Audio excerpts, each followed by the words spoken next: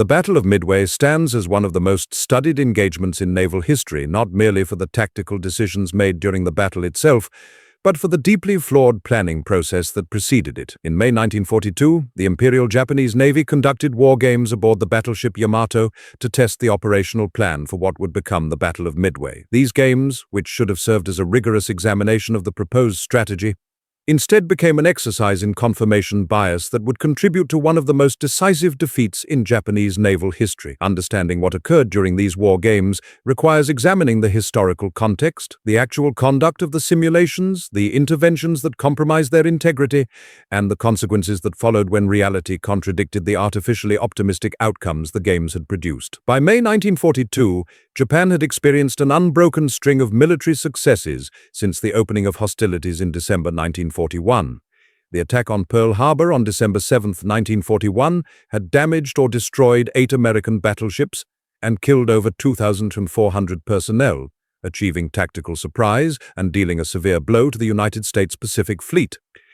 Japanese forces had subsequently captured Hong Kong on December 25, 1941, Manila on January 2, 1942, and Singapore on February 15, 1942, the latter representing a particularly significant victory as approximately 85,000 British and Commonwealth troops surrendered at what had been considered an impregnable fortress. The Dutch East Indies fell to Japanese control in March 1942, providing access to vital oil resources. Burma was captured in May 1942, severing the supply route to China. Japanese carrier task forces had operated across vast expanses of the Pacific and Indian Oceans without suffering the loss of a single fleet carrier. The aircraft carrier force, centered around Akagi, Kaga, Soryu, and Hiryu, had participated in the Pearl Harbor attack and numerous subsequent operations, consistently achieving their objectives. Japanese naval aviation was equipped with the Mitsubishi A6M0 fighter, which had demonstrated superior performance characteristics compared to Allied fighters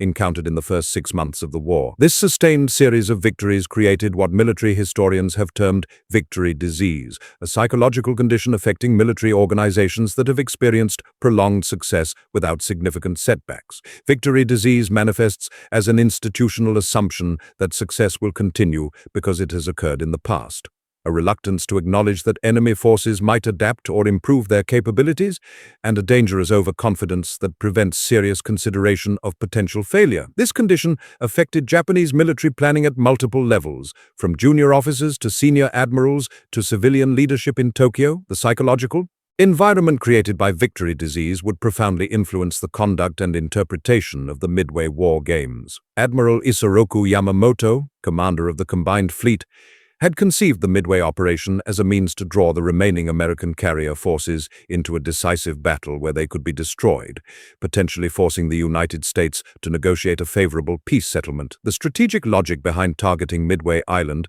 located approximately 1,400 miles northwest of Hawaii, was that the Americans would be compelled to defend this forward base, thus exposing their carriers to destruction by superior Japanese forces.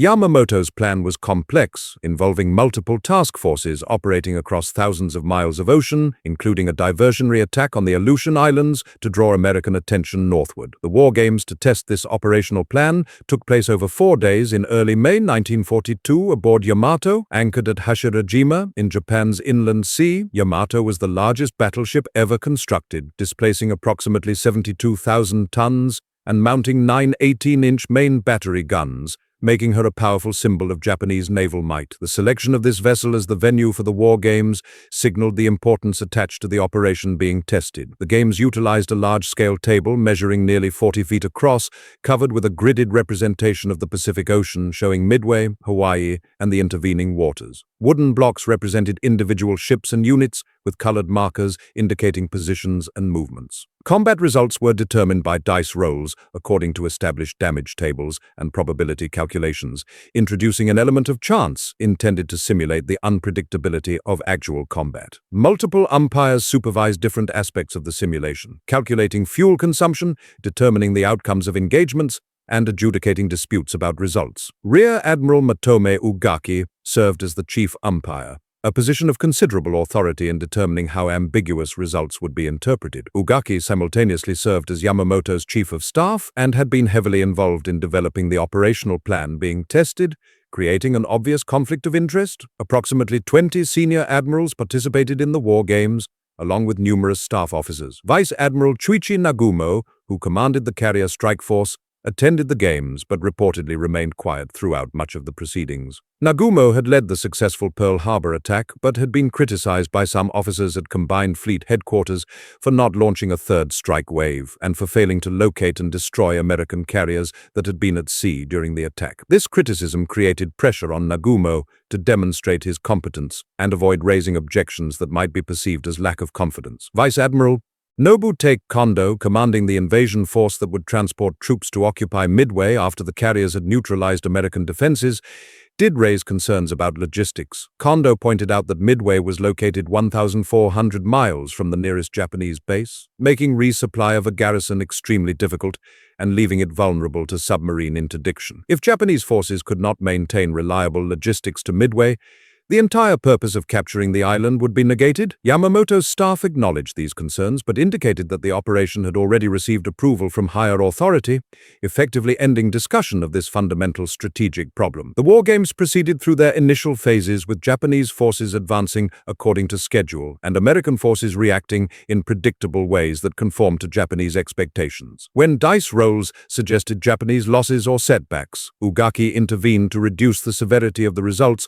or eliminate them entirely. The most significant intervention occurred during a scenario in which Japanese carriers were attacking Midway Island while preparing for potential engagement with American naval forces. The American player, a junior officer whose name was not recorded in historical accounts, made an aggressive decision to launch land-based bombers from Midway against the Japanese carriers, while their own aircraft were away conducting strikes. This tactical choice represented exactly the kind of opportunistic attack that could exploit a carrier's vulnerability when its flight deck is crowded with armed and fueled aircraft preparing to launch or recover. Lieutenant Commander Masatake Okumiya, serving as umpire for this phase of the game, rolled dice according to established procedures to determine the results of the American air attack. The dice indicated 9 hits on Japanese carriers. According to the damage tables being used, 9 hits meant 2 carriers would be sunk. The game results showed Akaji and Kaga, the 2 largest carriers in the strike force, destroyed by land-based bombers from Midway. Ugaki observed this result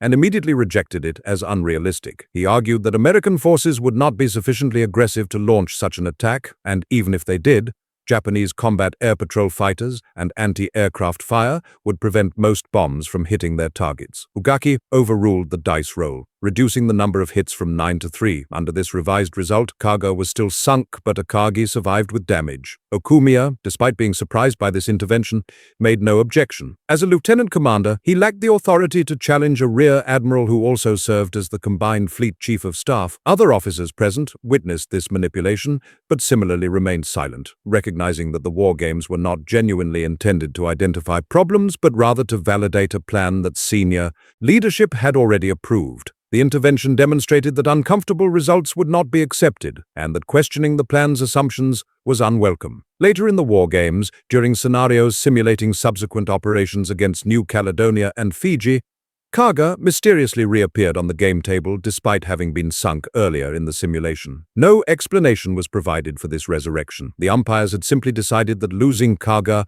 was inconvenient to demonstrating the success of follow-on operations, so the carrier was returned to active status in the simulation. Throughout the 4 days of war gaming, multiple additional manipulations occurred. Whenever dice rolls suggested Japanese losses, Ugaki or other umpires adjusted the results to reduce casualties or eliminate them entirely. Air combat outcomes were consistently ruled in favor of Japanese forces. American forces were constrained to behave in ways that made them easy to defeat, while tactical options that might create difficulties for Japanese forces were ruled unrealistic and excluded from consideration. One particularly significant manipulation involved American carrier movements. The operational plan assumed that American carriers would be at Pearl Harbor when the attack on Midway commenced and would sortie only after learning of the attack, requiring several days to reach the area, by which time Japanese forces would have secured the island and established favorable defensive positions. During the war games, the American player attempted to position carriers near Midway before the Japanese attack began, allowing them to strike first. This was precisely what would occur in the actual battle 1 month later, but in the war games, Ugaki ruled this scenario impossible. He insisted that Americans could not possibly know the attack was coming and therefore could not position their carriers in advance. The American player was forced to keep his carriers at Pearl Harbor until after the Japanese struck Midway. Exactly as Yamamoto's plan assumed would occur, Commander Minoru Genda, one of the most brilliant carrier tacticians in the Imperial Japanese Navy and the principal planner of the Pearl Harbor attack, expressed concern about the assumption that American carriers would not sortie early. Genda understood that American forces were capable of aggressive action and warned that if American carriers were already positioned near Midway when the attack began, Japanese forces could face severe difficulties. Genda's concerns were acknowledged but ultimately dismissed without substantive consideration. Addressing his warnings would have required redesigning significant portions of the operational plan, and at this stage of the process, no one was willing to undertake such a fundamental revision.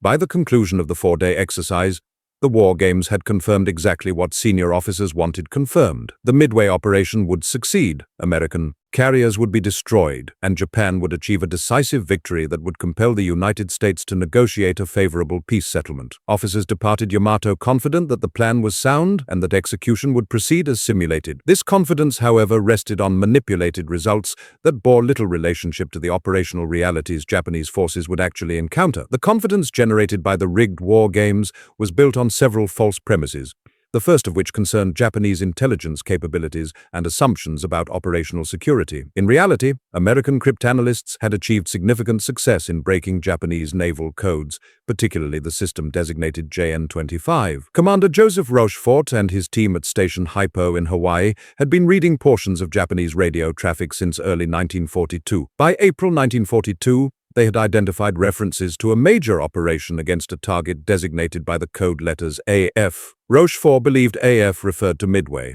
but intelligence analysts in Washington disagreed with this assessment. To prove his interpretation was correct, Rochefort devised a deception operation. He arranged for the garrison at Midway to transmit an uncoded radio message reporting that their water distillation plant had malfunctioned and the island was experiencing a shortage of fresh water. This message was entirely fabricated, but Japanese intelligence intercepted it and accepted it as genuine.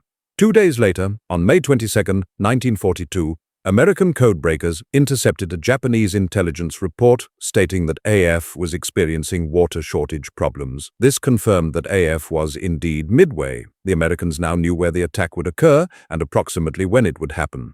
Japanese forces had no indication that their operational security had been compromised. The war games on Yamato proceeded on the assumption that strategic surprise was guaranteed, but in fact surprise had already been lost before the first ship left port. The second false premise concerned American carrier strength and availability. In early May 1942, Japanese and American carrier forces had engaged in the Battle of the Coral Sea, the first naval engagement in history where opposing surface ships never sighted each other and all combat was conducted by carrier aircraft. This battle occurred as part of Japanese operations to capture Port Moresby in New Guinea. On May 7, 1942, American aircraft sank the light carrier Shoho. On May 8, 1942, both sides launched major strikes. Japanese aircraft damaged the carrier Yorktown and delivered devastating attacks on Lexington, which was subsequently scuttled after uncontrollable fires reached her aviation fuel storage and triggered massive explosions. Japanese forces suffered the loss of the light carrier Shoho and severe damage to the fleet carrier Shokaku, putting her out of action for several months. The fleet carrier Zuikaku escaped damage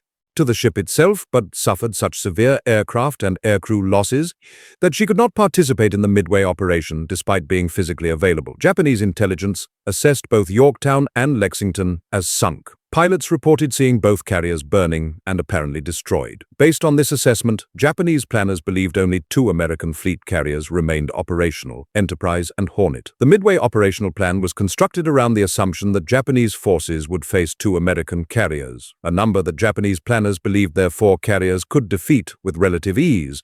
The reality was considerably different. Yorktown had been damaged but not destroyed at the Battle of the Coral Sea. A bomb had penetrated through multiple decks before exploding above the forward engine room, destroying 6 watertight compartments, killing 66 personnel, disabling elevators and various ship systems, and causing significant structural damage that opened seams along approximately 30 hull frames. Rear Admiral Aubrey Fitch, who inspected the damage during the voyage back to Hawaii, estimated that repairs would require approximately 90 days under normal circumstances. Admiral Chester Nimitz, commander of the Pacific Fleet, did not have 90 days available. Station Hypo's code-breaking efforts had provided Nimitz Nimitz with intelligence, indicating that a major Japanese operation against Midway would occur in early June. Nimitz needed every available carrier to defend against this attack. He ordered Pearl Harbor repair crews to accomplish the repairs in a drastically compressed time frame, waiving normal safety regulations to accelerate the work. When Yorktown arrived on May 27, 1942, Nimitz ordered the ship into dry dock immediately without the usual day-long process of purging aviation fuel from storage tanks. More than 1,400 civilian shipyard workers swarmed over Yorktown, working continuously for 72 hours. Rolling blackouts were implemented across Oahu to provide electricity for the massive welding effort. On May 30, 1942, just 3 days after entering port, Yorktown departed for battle with some repair crews still aboard completing work as the ship sailed.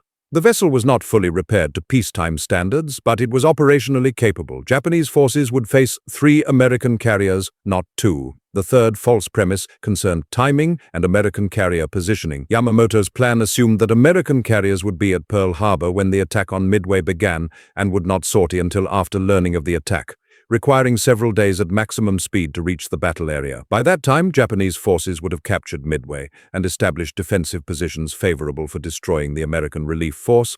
However, because Nimitz possessed advance warning of the attack through code breaking, he was able to position his carriers before Japanese forces arrived. Enterprise, Hornet, and Yorktown were sent to sea days before the Japanese fleet reached the area, proceeding to a predetermined position northeast of Midway, designated Point Luck. On the morning of June 4, 1942, when Nagumo's carriers launched their attack on Midway Island, American carriers were already in position approximately 200 miles away, undetected by Japanese reconnaissance, waiting to strike. This was exactly the scenario that had been attempted by the American player during the war games and ruled impossible by Ugaki. The fundamental assumption underlying Yamamoto's plan, that Americans would react to the attack rather than anticipate it, had been completely invalidated before the battle began. The actual Battle of Midway commenced at 0430 hours on June 4, 1942, when Nagumo launched the first strike against Midway Island. This attack consisted of 36 dive bombers, 36 torpedo bombers, and 36 Zero fighters, while a second wave remained on the carriers armed with torpedoes for potential engagement with American naval forces if they appeared. Simultaneously, Nagumo launched 7 reconnaissance aircraft to search for American ships, but this search was inadequately planned with too few aircraft covering too much ocean. One scout plane from the cruiser Tone was delayed by approximately 30 minutes due to mechanical problems, a delay that would prove catastrophic. The airstrike on Midway caused considerable damage, but failed to neutralize the island's defenses completely. The Japanese strike leader radioed that a second attack would be necessary to fully suppress American capabilities on the island. Nagumo faced a critical decision. He ordered the second wave of aircraft, which were armed with torpedoes for attacking ships, to be rearmed with bombs for attacking land targets. Deck crews began the laborious process of bringing aircraft down to hangar decks, removing torpedoes, installing bombs, and returning aircraft to flight decks. This rearming operation left the carriers vulnerable with armed and fueled aircraft on deck, along with loose ordnance. At 0728 hours, one of Nagumo's reconnaissance aircraft finally reported sighting American ships, but the message provided no indication whether carriers were present. Nagumo hesitated, uncertain whether to continue preparing for a second strike on Midway or to prepare for engaging American surface forces. He initially ordered the rearming to stop, then reversed himself when a subsequent message confirmed that American carriers were present. Now aircraft needed to be rearmed again, removing the bombs that had just been loaded and reinstalling torpedoes. This consumed additional time and created further confusion, with flight decks becoming increasingly crowded with armed aircraft, loose ordnance, and aviation fuel. By mid-morning, Nagumo's carriers were in precisely the vulnerable condition that Okumiya's dice roll had predicted during the war games, the scenario that Ugaki had dismissed as unrealistic. American attacks began at approximately 0930 hours. Torpedo bombers from Hornet, Enterprise, and Yorktown pressed home their attacks with extraordinary courage despite flying obsolete Douglas TBD Devastator aircraft that had maximum speeds of only 115 miles per hour when carrying torpedoes. Torpedo Squadron 8 from Hornet, consisting of 15 Devastators, led by Lieutenant Commander John Waldron, attacked first without fighter escort. Zero fighters intercepted them and systematically destroyed all 15 aircraft. Only Ensign George Gay survived, floating in the ocean for 30 hours, while the battle continued around him. Torpedo Squadron 6 from Enterprise attacked next with 14 Devastators. 10 of these aircraft were shot down, and not one torpedo scored a hit. Torpedo Squadron 3 from Yorktown, which did have fighter escort, lost 12 of 13 aircraft. Of 41 Devastator torpedo bombers that attacked, only 6 survived, and not a single torpedo struck a Japanese ship. The sacrifice appeared futile, but the torpedo attacks had drawn Japanese combat air patrol fighters down to low altitude and scattered them across miles of ocean, chasing the slow-moving American aircraft. The carriers were exposed, and high above, invisible to Japanese lookouts focused on the torpedo bombers below, American dive bombers were beginning their attack runs. Lieutenant Commander Wade McCluskey from Enterprise had been searching for the Japanese fleet for over an hour, burning fuel his squadron could not afford to waste.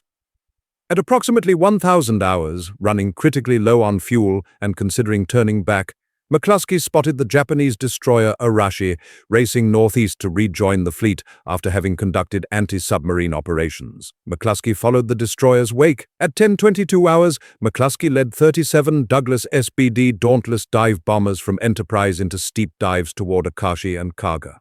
2 minutes later, Lieutenant Commander Maxwell Leslie led 17 Dauntless dive bombers from Yorktown towards Soryu. The Japanese carriers had no warning. Combat air patrol fighters were at sea level. Anti-aircraft gunners were focused downward on the torpedo bombers. No one saw the dive bombers until bombs were already falling. The attack lasted approximately 5 minutes. In those 5 minutes, the strategic balance in the Pacific War fundamentally shifted. Kaga took 4 bomb hits. The first penetrated the flight deck near the forward elevator, and the remaining 3 struck near midships. All 4 bombs detonated among aircraft being rearmed on the hangar deck. Aviation fuel ignited, torpedoes exploded, ammunition cooked off, and within minutes the interior of the carrier was an inferno. Approximately 800 personnel died. The crew abandoned ship, and Kaga sank that evening. Akagi took only 1 bomb hit, striking the flight deck near the midship elevator. But this single hit proved catastrophic. The bomb detonated among armed aircraft waiting to launch. Fuel and ordnance exploded in a chain reaction that gutted the ship. Fires spread faster than damage control teams could contain them. Nagumo was forced to transfer his flag to the light cruiser Nagara. Akagi burned through the night and was scuttled the following morning by Japanese destroyers. Soryu received 3 hits within as many minutes. The first struck the flight deck forward of the elevator, and the next 2 hit near midships. Like Kaga and Akagi, Soryu's hangar deck was packed with armed aircraft and ordnance. The bombs triggered explosions that tore the ship apart. Soryu sank that evening, taking approximately 700 personnel with her. 3 carriers destroyed in 5 minutes. This was exactly what the dice had predicted during the war games aboard Yamato. This was exactly what Ugaki had ruled impossible. Hiryu, the 4th carrier, had been operating separately and escaped the initial attack. Admiral Tamon Yamaguchi, commanding Hiryu, immediately launched a counterattack against the American carriers. His aircraft located Yorktown and delivered 3 bomb hits at approximately 1,200 hours. Damage control crews performed remarkably effective work, and within 2 hours, Yorktown was steaming at 19 knots and recovering aircraft. Japanese pilots returning from a second strike believed they were attacking a different undamaged carrier. They delivered 2 torpedo hits to Yorktown's port side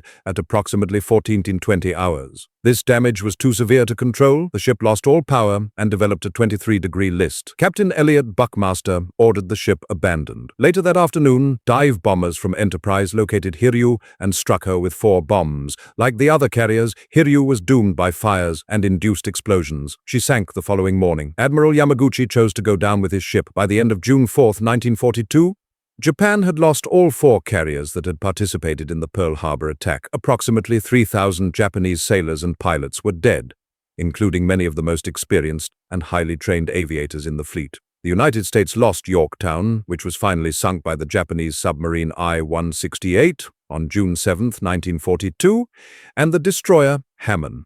Total American casualties were 307 personnel. The exchange ratio was devastating for Japan. Japanese forces had gambled on a decisive battle and lost catastrophically. The battle turned on timing measured in minutes and decisions made in seconds. If Tone's scout plane had launched on schedule instead of 30 minutes late, Nagumo would have received earlier warning of American carrier presence and might have prepared differently. If American dive bombers had arrived 10 minutes earlier or 10 minutes later, Japanese fighters would likely have been in position to intercept them. If Nagumo had not repeatedly changed his mind about rearming his aircraft, the flight decks would not have been covered with explosives when American bombs fell.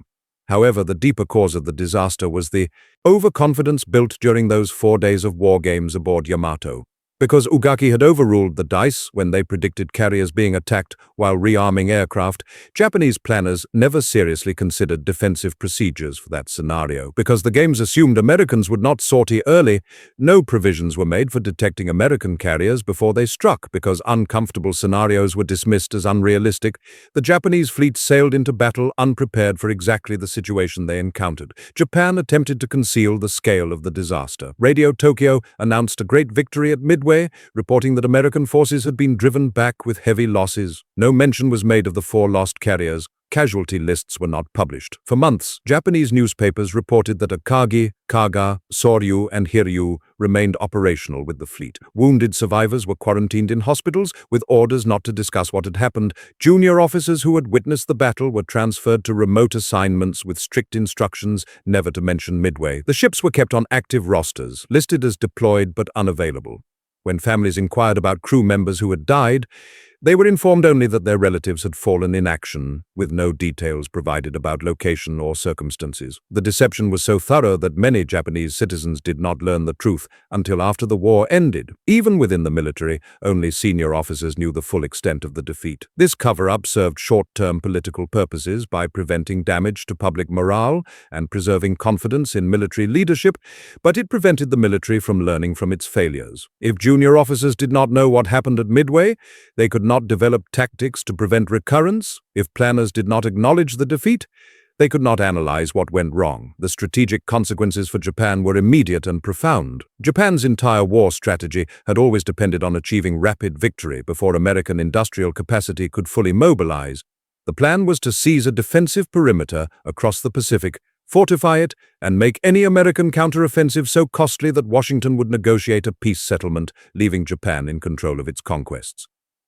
Midway was intended to be the decisive battle that would destroy American carrier power and force such negotiations. When this knockout blow failed, when 4 carriers sank instead of achieving victory, Japan's strategic position became hopeless. The defensive perimeter remained incomplete. American carriers remained a threat. Japan had lost 4 fleet carriers, over 300 aircraft, and nearly 3,000 trained personnel, including irreplaceable veteran pilots. These losses could not be replaced quickly enough to affect the war's outcome. American forces began offensive operations at Guadalcanal in August 1942, barely 2 months after Midway. The landing surprised Japanese commanders. For 6 months, both sides fought desperately for control of the island and surrounding waters. Japan committed substantial resources to the Guadalcanal campaign, but without carrier superiority, every battle became more difficult. Naval engagements around Guadalcanal throughout late 1942 and early 1943 cost Japan 2 additional carriers, Ryujo and Hyo,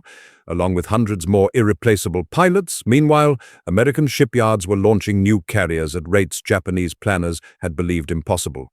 The Essex-class fleet carriers displaced approximately 36,000 tons, carried nearly 100 aircraft, and were designed to absorb battle damage. The first Essex-class carrier joined the fleet in December 1942, less than 6 months after Midway. Additional ships followed at intervals of only a few months. By mid-1944, the United States had more fleet carriers in the Pacific than Japan had possessed at the war's start. Escort carriers built on merchant ship hulls using mass production techniques came off production lines even faster. These smaller carriers could provide air cover for convoys, support amphibious landings, and conduct anti-submarine operations. American shipyards launched escort carriers at a rate approaching 1 per week. By 1944, the United States Navy had more than 100 escort carriers in service. The industrial capacity that had seemed less relevant in May 1942 became decisively important by 1944. American factories produced aircraft by the tens of thousands. In 1944 alone,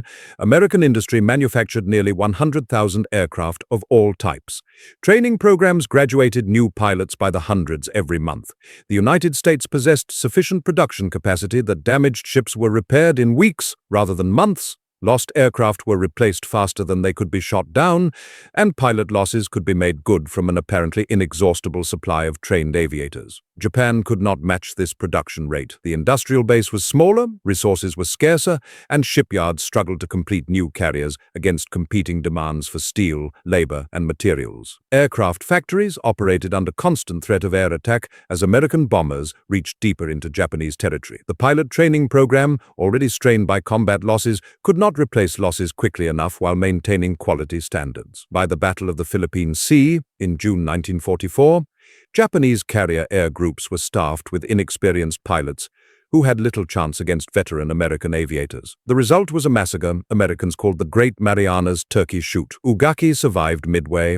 Though his reputation suffered quietly within circles that knew the truth, he continued serving as Yamamoto's chief of staff through 1943. In April 1943, American P-38 fighters, guided by decoded Japanese radio traffic, revealing Yamamoto's itinerary, intercepted and shot down the admiral's aircraft over Bougainville. Ugaki was on the same flight but survived the crash with severe injuries.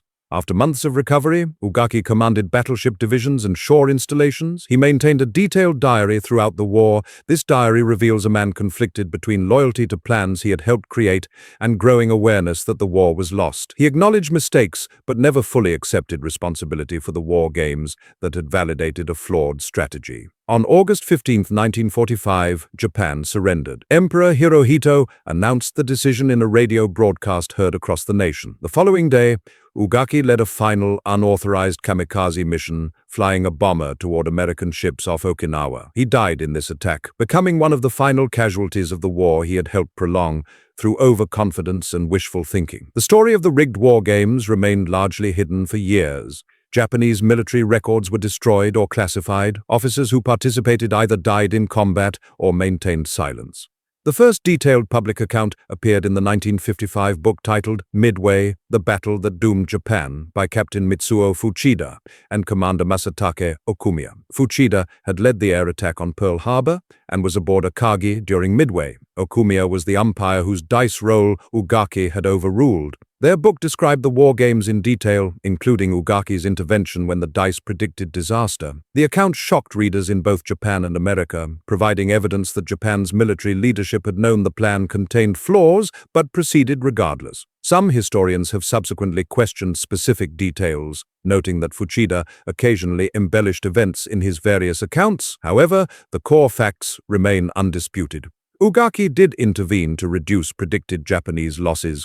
The games did validate a flawed plan. Japan did sail into disaster, despite warnings that went unheeded. Modern military wargaming doctrine treats the Midway war games as a cautionary example. Professional military education uses this case to illustrate confirmation bias, the tendency to seek information validating existing beliefs while ignoring information that challenges them. War games are designed to expose problems, not conceal them. Umpires must enforce rules impartially rather than adjusting results to produce desired outcomes. The United States learned different lessons from the same battle. American war games before Midway had been rigorous and honest, exposing multiple ways operations could fail. When Nimitz planned the defense of Midway, he understood from gaming exercises that carrier battles could turn on narrow margins of timing and positioning. He positioned his forces to maximize surprise while minimizing exposure to Japanese attack. Rochefort's code-breaking provided an information advantage, but information alone does not win battles. Americans still needed to make correct decisions based on that information, position carriers precisely, time attacks accurately, and execute tactics effectively. The 5 minutes that destroyed 3 Japanese carriers required months of preparation, including training, intelligence gathering, and realistic assessment of capabilities and limitations. Japan possessed advantages, including a larger fleet, more experienced pilots, and aircraft with superior performance characteristics. However, Japan also suffered from overconfidence, rigid planning, and leadership unwilling to question fundamental assumptions. When the dice predicted disaster during the war games, Ugaki changed the dice rather than changing the plan. When reality proved the dice correct, it was too late to matter. This lesson extends beyond military strategy to fundamental problems in organizational decision-making. Any organization facing complex challenges must honestly assess risks and welcome information that contradicts preferred outcomes. The moment an organization begins believing its own propaganda, dismissing uncomfortable data because it contradicts desired results, or punishing individuals who deliver warnings, that organization approaches disaster. Leaders who punish messengers for delivering uncomfortable truths guarantee those truths will be hidden until disaster occurs. In the Japanese military hierarchy of 1942, junior officers understood that questioning senior officers could end careers. Okumiya watched Ugaki overrule the dice and said nothing because speaking up would have accomplished nothing except damaging his own career prospects? How many other officers noticed problems but remained silent for similar reasons? How many valid concerns were never raised because the culture discouraged dissent? Tests and simulations that invariably validate existing plans are worthless. The entire purpose of testing is identifying failure modes before they matter operationally. A test that cannot produce negative results is not genuinely a test, but rather theater. The Midway War Games constituted theater, a performance designed to create the appearance of rigorous planning while actually confirming what senior officers had already decided. The dice were props, the game table was staging, and when the props produced incorrect results according to predetermined expectations, they were adjusted until they produced acceptable outcomes. Modern organizations repeat these mistakes constantly. Corporations conduct marketing research designed to confirm that new products will succeed. Government agencies perform studies designed to justify decisions already made. Military commands run exercises designed to validate existing doctrine. In each case, the simulation becomes performance rather than honest assessment. When reality intervenes, and the product fails, or the policy backfires, or the doctrine proves inadequate, everyone expresses surprise, despite warning signs having been present throughout the process. The warning signs are consistent across different contexts. When challenging questions are discouraged, when individuals playing devil's advocate are perceived as disloyal, when best-case scenarios are treated as most likely outcomes, when pessimistic forecasts are dismissed as negativity, when tests are designed to pass rather than reveal problems, these represent symptoms of the same condition that infected Japanese planning in 1942. If Ugaki had accepted the dice roll, if he had allowed two carriers to remain sunk in the war game, Japanese planners might have recognized the vulnerability of carriers conducting rearming operations under combat conditions. They might have developed procedures for rapid aircraft launch that kept flight decks clear of armed aircraft and loose ordnance. They might have positioned carriers with greater separation, so a single attack wave could not engage multiple ships simultaneously. They might have improved reconnaissance procedures to detect American carriers earlier. They might have questioned whether the entire operation justified the risks given the possibility of heavy losses. None of these improvements were implemented because the war game concealed the problem. The plan proceeded with a fatal vulnerability that everyone should have recognized but no one acknowledged, because acknowledgement would have required admitting the plan contained flaws, which would have required changing the plan, which would have required senior officers to admit they had been incorrect. Institutional pride, organizational inertia, and concern about losing face combined to send the Japanese fleet toward disaster. Japan sailed to Midway confident the plan would succeed because a manipulated simulation indicated success. The dice had predicted the truth. The admirals rejected the truth. In 5 minutes on June 4, 1942, reality demonstrated the dice were correct. 4 carriers burned, 3,000 personnel died, and Japan's offensive capability in the Pacific was shattered, all because umpires examined an uncomfortable result and decided to change it rather than accept it and adjust plans accordingly.